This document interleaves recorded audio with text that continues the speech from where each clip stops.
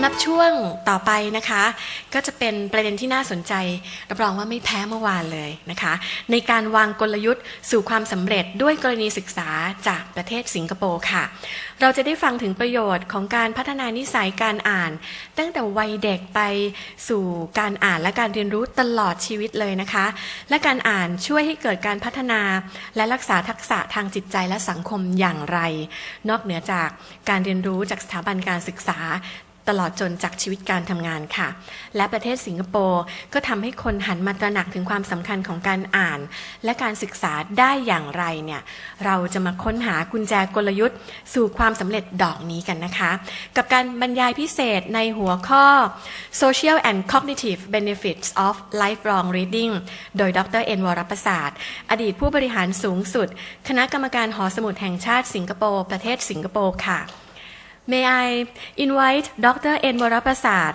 CEO, the National Library Board, Singapore, onto stage, please. ขอเสียงปรบมือให้ท่านด้วยค่ะ สวัสดีครับ Good morning, everyone. How are you today, this morning? Very good. Are you ready to have another lecture? Yes. Well, I decided to have a change this morning because I need the exercise. Yeah, so I'm going to walk around rather than sit in one place because there's so much food at breakfast and lunch and dinner that I need to exercise and do some walk around. But you can watch the slides or you can watch me do my exercise. Yeah? Now, I just want to make a couple of qualifiers. I'm not speaking on behalf of the National Library Board of Singapore because I have left the National Library Board. And I'm doing my own consulting work at the moment. Secondly, I want to say that I will not be using Singapore as a case study, unlike the previous speakers who spoke about their various countries. I will not be basing my lecture on anything that's happening in Singapore. Rather, I would like to use my own personal knowledge and information and my own ideas to suggest to you that there are benefits to reading which go beyond cognitive development but also into social development, and also that it should go beyond children and it should go towards lifelong learning. So my main point of my presentation, let me tell you up front, so that if you find it interesting, you can stay on. If you find this is not interesting, you can slip out the back door. Okay? So the main points of my presentation, I will summarize it straight away, is that while it is critical to develop reading skills for the very young, especially by the age of 3, they should already be read to. What I'm trying to say is that it is equally important that we do not ignore adults and all the way up to senior citizens and older people. And I will explain in my presentation why I think this is so. And secondly, continuous reading habits are essential for lifelong learning. And when you plot the reading habits of a person throughout his life cycle, you will find that after the age of 18, 22, 24, after graduation, there is a huge drop in reading habits. Because we take it for granted that they will continue to read because they already have the reading skill. But we take it for granted. And that's why I want to say we should not assume that this will always be so. And that the development of a knowledgeable society, a thoughtful community, is very important for our human evolution, our continued human evolution. And when we want to build an ASEAN community and a world community which will bring peace and progress and equality, then we need a thoughtful community. And I'll explain why I'm using the word thoughtful and not thinking, which is somewhat different. So if we are ready, we can proceed with the first part of my lecture. Now, we tend to assume that human communication is basically about writing and speaking. That writing and speaking are the two main arms of human communication. But I'm going to put it to you that in fact there are four, starting with listening. That listening is a very, very important part of human communication, because listening gives you a very clearer, much clearer understanding of what the other person is trying to communicate to you. So it all starts with listening, followed by speaking, and I'm going to put reading there as one of the key elements of human communication. Because reading helps you in writing, reading helps you in speaking, and reading also helps you in reflection and listening. So out of all these four, in fact it turns out that reading has the most impact on the other three. But it all starts with listening. It all starts with listening. And in fact, an unborn child from the age of 16 weeks already can hear. It can hear the mother's voice, it can hear the mother's words, it can hear the mother singing lullabies. And in fact, research studies have shown that babies who are sung to and who are spoken to while they are still in the womb will remember and recognize the same tune. They will react when the same tune is sung to them, because they have already become familiar with the same tune. And after they are born, and if you say the same words or the same song or the same melody, it's amazing that they already begun to absorb what they have been listening. So everything starts with listening. It's very important. So infant listening then leads to infant speaking, because babies mimic. They learn and do by mimicking, and they say what they hear, and they say what's easiest to say, which is usually mama and dada. And from there on they pick up other one-syllable or two-syllable words, and then they go on to more expressive words. And they also respond to our touch, our movements, they respond to color, they respond to smiles, facial expression. So if you are smiling, you'll have a smiling baby. If you frown all the time, you'll have a frowning baby, a grumpy baby. And then you'll be wondering how come this baby is always frowning. Okay? So they always mimic what you role play to them. And movements, and these things are very, very important in the early months. You know? If you coo to them, they will coo back to you. If you smile to them and tickle them, they will smile back and laugh with you. So reading to babies is very, very important, because it can be as early as possible. Because when you're reading to them, they are hearing your voice, they are hearing your words, they are improving their vocabulary. And studies have shown that these language skills, babies who hear the most, the babies to whom mothers talk to the most, fathers talk to the most, who hear the widest range of words, whether in Thai language or English language, they remember them, and it builds their vocabulary and intelligence and their memory as well. So it's quite amazing. So that it's never too late, never too early, I should say, to start reading. Never too early to start reading. Because the more words that a baby can hear, the better their intelligence and language skills. And therefore, the more that you speak to your baby from the earliest, the better for his or her growth and development. But there are people who don't know what to say, right? I mean, there are people who are not talkative. I mean, there are people who are talkative who can talk all the time, and there are people who are not talkative who are quite shy, and they may not know what to say to their babies. They may not be, when you run out of things to say, you can't say the same thing every day, then what is your alternative? The alternative is to read to them. So if you pick up a book, you can read to them. And actually from the reading, you can make up your own stories. Because baby doesn't want to know what's going on every day, right? doesn't want to know what you did at work, what you did at home.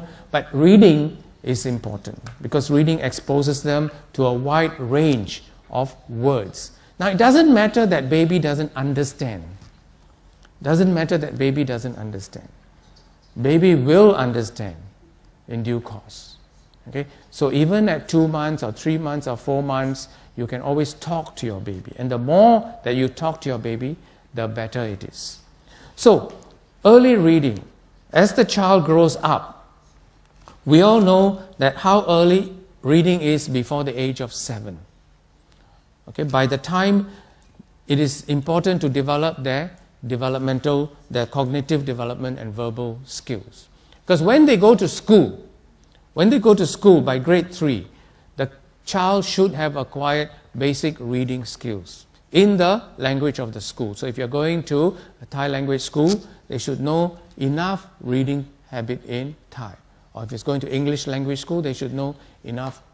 Because the school expects already that they should know these basic reading skills. And if they do not have these basic reading skills, it has been proven that they will fall behind academically, that they will underperform everybody else in the classroom. The danger that by the age 3rd grade, if you don't go to school with these basic reading skills, you're going to fall behind, because then you can see that reading gives the child a head start in life. There's nothing more that you can do for a child. No better present, no better gift that you can give to a child than a head start in reading. And this is why almost all NGOs and libraries who are involved in reading pay so much attention to children's reading. And it is important. It is important. I'm not denying that children's reading is important. Okay? So the benefits of early reading are it develops the child's language skills, because the more that a child hears, the more it's going to use those words. Yeah? And if you use the wrong words, they're going to repeat those wrong words as well. Okay? It exposes the child to more images in the book that you're reading to, more colors, more images of whatever animals or fruits or vehicles or whatever that you are showing them. It extends the power of the brain, the cognitive development, because every time that you are saying something or showing something, the brain is being developed. The ability of the brain to understand and grow and the synapses to be connected are happening. Okay? So if the more that the brain is occupied, the more that it will develop. If your brain is not being occupied, then the synapses will slow down. But when the brain is activated, the network of synapses will continue to grow. And this is therefore important to keep the baby occupied with reading. And this broadens the expressiveness of the baby, and it builds confidence in the child. Okay, so a 6-year-old or 7-year-old who can speak well, who can read well, has high confidence, and is not so shy in school. A baby that cannot do all these things, a child that cannot do all these things, will become very introverted and shy. So, reading at the very early age, up to the age of 6, 7, is very, very important. And as I said, it also helps them to memorize and remember a lot of things. So preschool, it opens the door to stories, to songs, to myths, to legends, which are very important for your cultural development. Okay, it builds your cultural links to your heritage. So if you're talking about Thai culture, certainly stories about Thai history, myths and legends are very important at that stage, because they begin to appreciate characters from your history, characters from your legends, characters from your folk tales. And that's when you build your cultural roots and build your cultural foundation. Because in due course of time, they're going to be exposed to the global influences and global cultures. So you need to build those roots. You need to build those roots, very deep roots. The more the roots are, the better in time. And these stories, these myths and legends and stories and folk tales help the child to understand the difference between good and bad. Okay, between a hero and a villain. It might sound very simplistic, but they begin to appreciate what is right and what is wrong.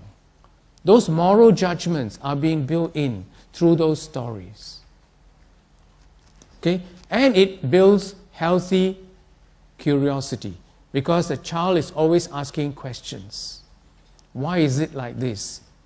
Why is it like that? Why did the character do that? Okay?